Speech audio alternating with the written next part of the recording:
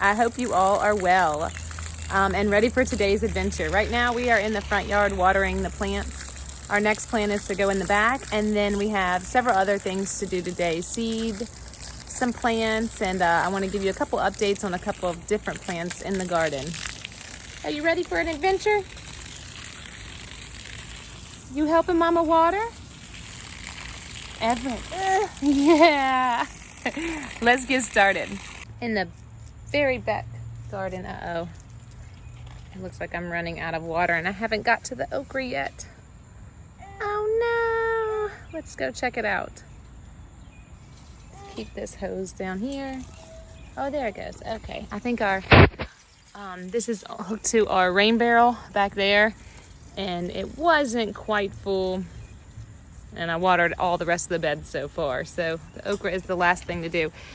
So we're in this back garden, and the plants are looking pretty decent, especially for saying this was just a giant patch of grass less than 4 months ago. So I'm pretty impressed with some of it. Our beans never really took off, and I had to reseed some okra, but the second seeding's doing really well. I actually transplanted those rather than direct sowing them, and they did much better that way. We also saw some exciting things. Let me see if I can put down this hose and show you guys. This is the first, our cucumbers actually starting to trellis, which makes me really excited because I've just been waiting for something to trellis up. But as you can see, we have lots of baby cucumbers, but we have a big one down here too. I am so excited. Last year, I think might have been my first year trying cucumbers, or remembering that I tried cucumbers, and they did not do well at all.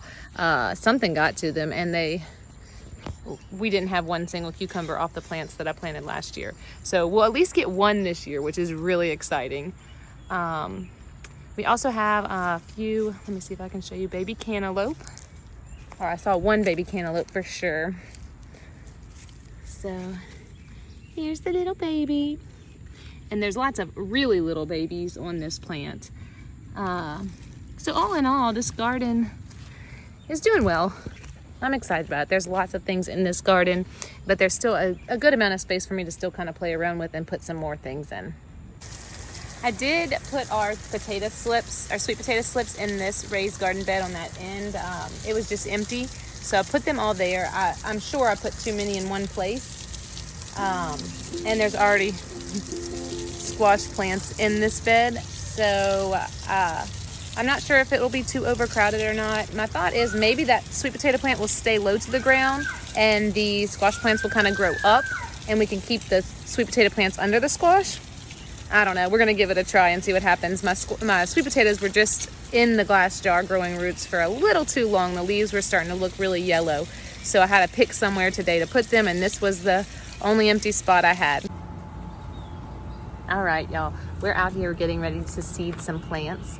I had to pull out my handy dandy recommendation page so I knew what is still able to be seeded now. So this is recommendations for South Louisiana. I just picked it up at my local nursery, and it just has just common crops and then the spring and fall dates for planting, and then it kind of gives you some good information about like how many seeds to plant, the depth of the plant, and how many days until harvest. So if you don't have one of these, I'm sure just your local nursery can give you one.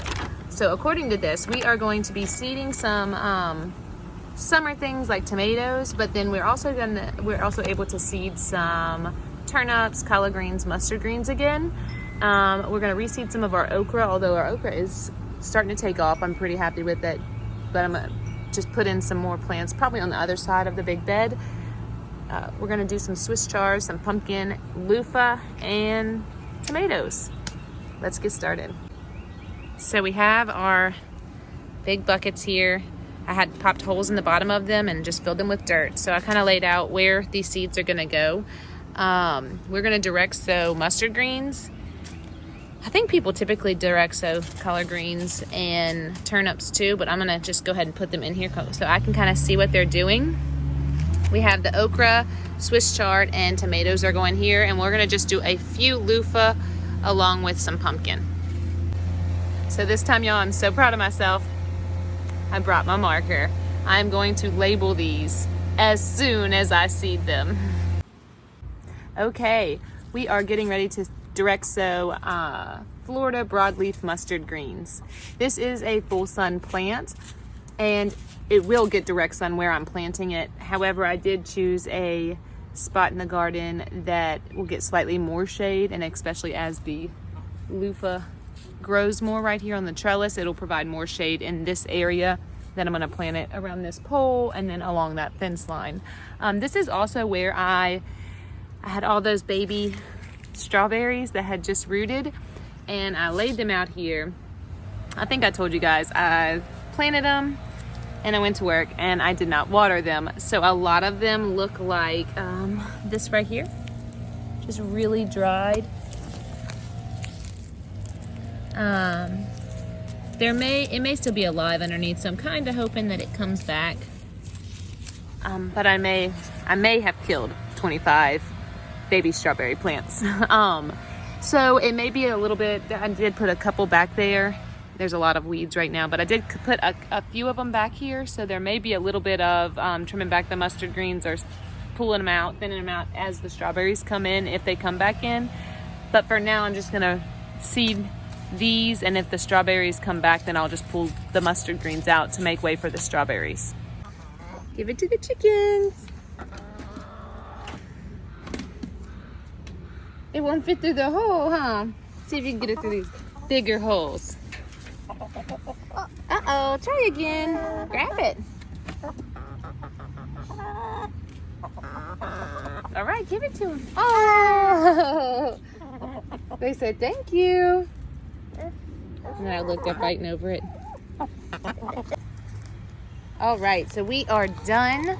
Just don't break it. Okay, so we are done seeding our plants. I was just gonna give you a little walk around and just talk about a couple things in the garden before we close up today. Let me turn around the camera and show you a couple things. Check out these cosmos and this zinnia. Check this out. I mean, it is large and in charge. That's a big one, huh? These zinnias have kind of stopped flowering. I need to read more about that. I'm not sure if I'm supposed to chop them now or... Oh, well, I said that, but look, this one's getting ready to come out right now. So we'll definitely keep them out. These are still going strong. And our bachelor's buttons came back. I thought they were all died off, but they actually came back. Lots of pretty flowers growing. Our grass is growing through nicely. It definitely needs some weeding. But all these vincas were actually volunteers from last year, so that's very cool to see that much volunteer plants from last year. Okay, check out our basil. This is basil that I actually grew from seed for the first time, so I'm pretty proud of that. And it has another little baby plant here and another little baby plant here.